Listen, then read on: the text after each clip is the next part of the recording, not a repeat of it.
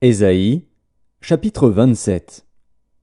En ce jour, l'Éternel frappera de sa dure, grande et forte épée le Léviathan, serpent fuyard, le Léviathan, serpent tortueux, et il tuera le monstre qui est dans la mer.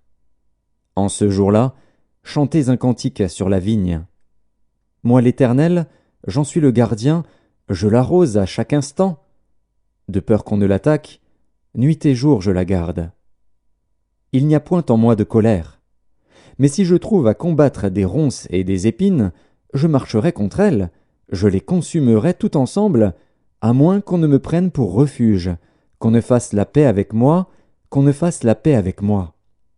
Dans les temps à venir, Jacob prendra racine, Israël poussera des fleurs et des rejetons, et il remplira le monde de ses fruits.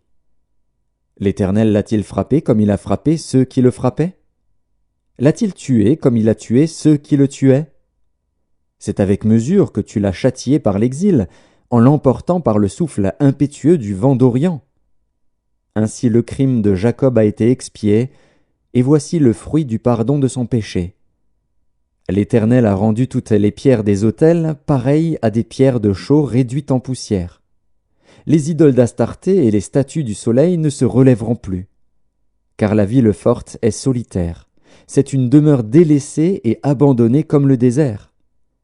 Là pâture le veau, il s'y couche et broute les branches. Quand les rameaux sèchent, on les brise. Des femmes viennent pour les brûler. C'était un peuple sans intelligence. Aussi celui qui l'a fait n'a point eu pitié de lui, celui qui l'a formé ne lui a point fait grâce. En ce temps-là, l'Éternel secourra des fruits, depuis le cours du fleuve jusqu'au torrent d'Égypte, et vous serez ramassés un à un, enfants d'Israël.